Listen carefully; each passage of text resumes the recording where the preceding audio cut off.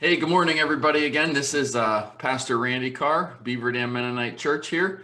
I want to update you on the blessing bags. Yesterday, we were there, gave out, I forget how many it was, 20, what was it, 20, trying to get my screen to work right here so I can switch them over.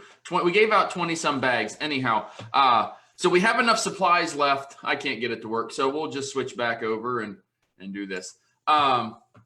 We gave away about 20, I forget exactly, 21, 22 bags. We have enough supplies for one more week. Our plan is to continue handing these things out with the school lunches. As the school distributes their free lunches for the remainder of the school year, would be one day a week on Mondays. We will be there handing out bags to the people that want it. Remember, there's toothpaste, toothbrushes, shampoo, deodorant, soap, and I think that's about it. We do also have some laundry soap and a few other things to give away. But we have enough stuff for one more giveaway, and then we're going to be out. So I'm asking you guys if you can to continue to send in a check to the church. We just put blessing bags in the memo line. We can do that route. And the plan is to go through the end of the school year. Once school's out, then we'll pick it back up like we were doing it in the fall with the guidance counselors and the school nurses there. So anyhow, it was a great thing, great time to be there. The neat part about it was there was a lot of people that hey guys, I'm honest, I don't need one. So give it to somebody that does. So I think for the most part, those that took them were being honest and truly needed it and really felt like you weren't wasting your time or giving things to people that really didn't need it and just love taking advantage of free things. So anyhow, that's enough of that. I'm going to jump right in today. I want to talk about Adam and Eve in our daily devotional. And it's right in the beginning of the book of Genesis. If you're all familiar with the Bible, it's just the beginning, where it all began. Today we're in chapter 3. So only 3 chapters in, but a lot happened in the first few chapters of Genesis. So we know God created Adam and Eve, and they were living in this happy, perfect garden. You can paint this picture that they were living among the animals, no cages or this, and just laying among them. I mean, they got to name them, all that stuff. It was really, you read it, it sounds really awesome. If you're not familiar with it, man, dive into the first couple chapters of Genesis. It's really fascinating how God created this world, but they really didn't have any problems. No worries, no problems. It was just absolutely beautiful. And really the only thing that they couldn't do was eat from the tree of life and the tree of knowledge, this forbidden fruit, if you will. But of course we know they did.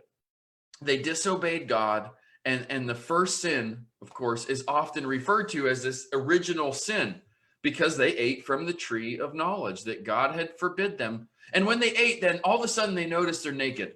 Yep, I said it, naked. They're just standing there buck naked. And they realized this before. They didn't realize it before because they didn't have all this knowledge. Okay, so what I want to focus on today is how God responded to that.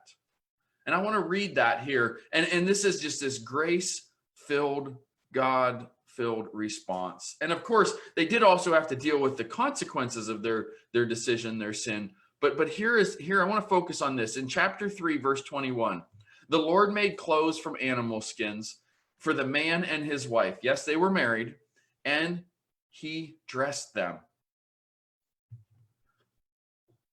I hope you caught that. This is God's plan on how to deal with our sin, revealed in the first few moments of life. I mean, you could easily see how this is the plan for our redemption in the end with Jesus. So innocent blood was shed, the animal. He didn't just pull out animal skin from his pocket. He shed the blood of that animal to make the clothes for Adam and Eve. And later, same thing happened with Jesus. So clothing was made by God as a way to restore us after sin. They defied God, and he cared enough about them to make clothes for them. And then he dressed them, dressing them to make them whole again. A covering of protection. Man, this is the gospel. I mean, this is short and sweet today, but I don't need to spend a lot of time here. This is the gospel. We have all sinned. We've gone against God. We've disobeyed his will in whatever it is. And we have to deal with the consequences of that sin. But God also dealt with the cleansing. Jesus innocent blood that was shed for us. And God made a way to restore us, through Jesus defeating death on the cross. You know, we just celebrated the other day that the tomb was empty a little over a week ago because Jesus rose again. Death couldn't hold him. And then he dresses us in his grace so that we can be made whole again through Jesus. No matter what we've done in our past, no matter how we've walked away from God and disobeyed him, he is so full of grace. You know, I love how God has the gospel message just hidden, or not really hidden, but all throughout scriptures. These little gems everywhere. They're everywhere. And so I would encourage you to dive in and spend time, go on Google and start trying to find them. Google the gospel message hidden throughout scriptures. It's amazing what you'll find. But I would encourage you more than that to spend time in the scriptures and look for them and read them. So, hey, that's all I got. Love y'all. Take care, and we'll talk to you again tomorrow morning, 8 a.m.